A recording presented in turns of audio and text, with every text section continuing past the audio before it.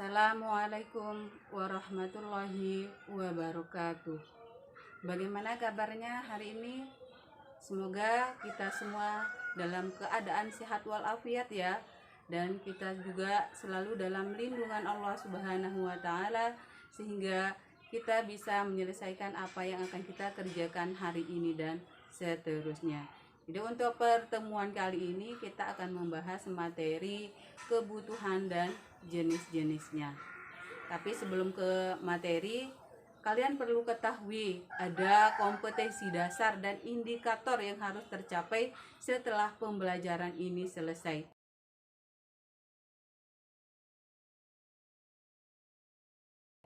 Jadi kompetensi dasarnya adalah memahami jenis-jenis kelembagaan sosial budaya, ekonomi, dan politik dalam masyarakat. Jadi itu kompetensi dasarnya. Dan indikatornya yang pertama, setelah pembelajaran ini selesai, kalian diharapkan dapat menjelaskan pengertian kebutuhan. Dan indikator yang kedua, kalian diharapkan untuk dapat menyebutkan jenis-jenis kebutuhan. Jadi itulah kompetensi dasar dan indikator yang harus tercapai setelah pembelajaran ini selesai. Jadi kita langsung saja ke materi, yaitu kebutuhan dan jenis-jenisnya.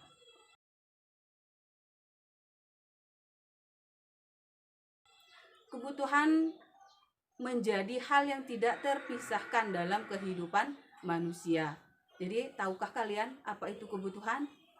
Jadi kebutuhan adalah segala sesuatu yang diperlukan oleh manusia untuk kemakmurannya atau demi keberlangsungan hidupnya. Jadi itulah yang dinamakan kebutuhan. Jadi untuk lebih jelasnya kita akan membahas jenis-jenis kebutuhan.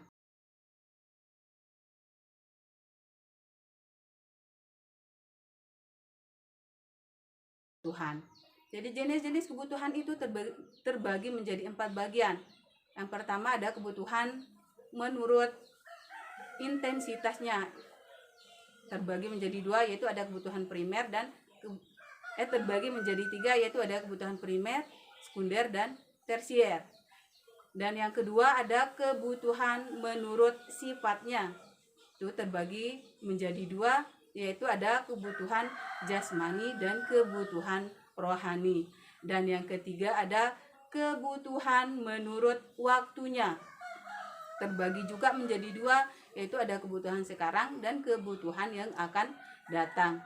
Terus yang terakhir atau yang keempat ada kebutuhan menurut subjeknya, terbagi juga menjadi 2 bagian, yaitu kebutuhan individu dan kebutuhan kelompok. Jadi nanti kita akan bahas satu persatu. Yang pertama dulu, kebutuhan menurut intensitasnya. Jadi kebutuhan menurut intensitasnya merupakan kebutuhan berdasarkan urutan dari pemenuhannya. Jadi ini terbagi menjadi 3. Ada kebutuhan primer atau kebutuhan pokok, atau biasa juga disebut dengan kebutuhan utama. Jadi kebutuhan primer itu adalah kebutuhan yang harus terpenuhi. Kalau tidak terpenuhi bisa menyebabkan hal-hal yang tidak diinginkan dalam kehidupan manusia. Contohnya ada makanan, ada minuman, pakaian, dan perumahan. Jadi hal-hal tersebut harus terpenuhi demi keberlangsungan hidup manusia. Terus yang kedua ada kebutuhan sekunder. Di kebutuhan sekunder itu adalah kebutuhan yang terpenuhi setelah kebutuhan primer terpenuhi. Jadi itu urutannya. Contohnya ada peralatan dapur, ada HP, televisi, dan yang lain-lain.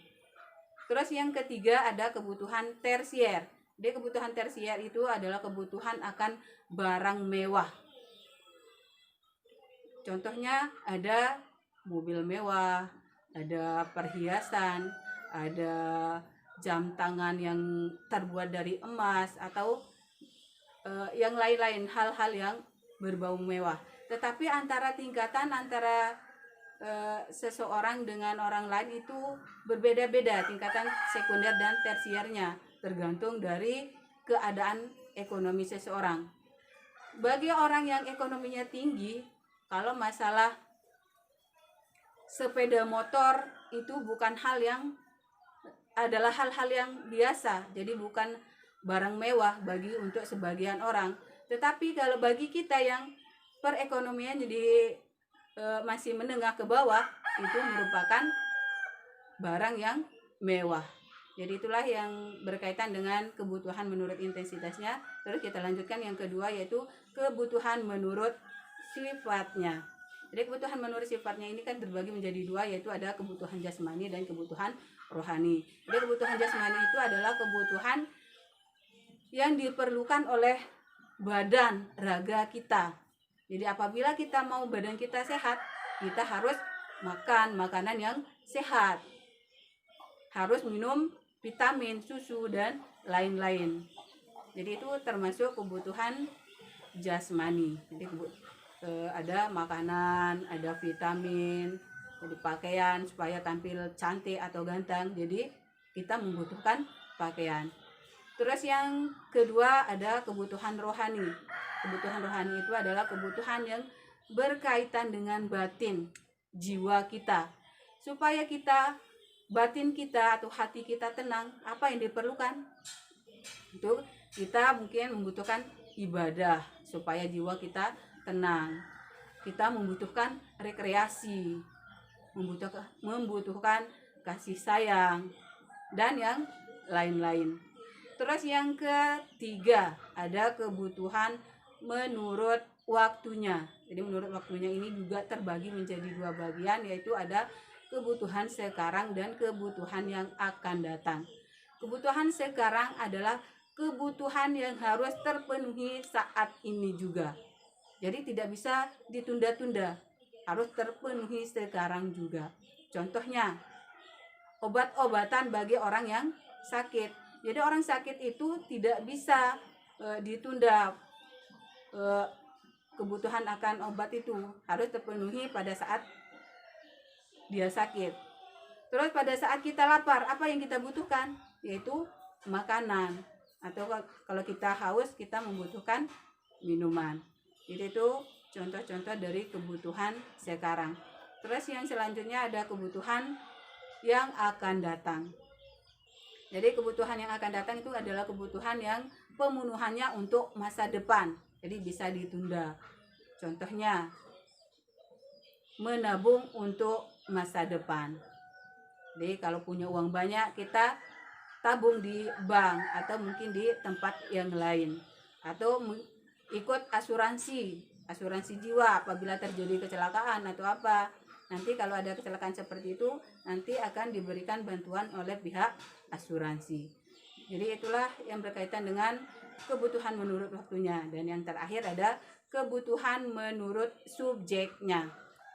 Jadi ini juga dibagi menjadi dua, yaitu ada kebutuhan individu dan kebutuhan kelompok atau kebutuhan umum. Jadi kebutuhan individu yaitu kebutuhan yang diperlukan untuk perorangan atau diri sendiri. Jadi kepemilikannya juga secara pribadi.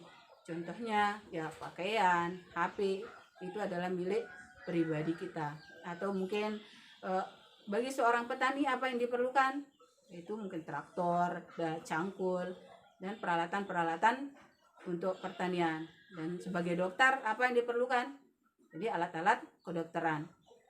Terus yang kedua ada kebutuhan kelompok. Jadi kebutuhan kelompok atau kebutuhan umum ini berkaitan dengan kebutuhan yang berkaitan dengan masyarakat umum. Jadi kepemilikannya itu adalah milik bersama. Pemakaiannya juga untuk dipakai secara bersama-sama. Contohnya jalan raya. Jadi jalan raya kan siapa saja boleh lewat.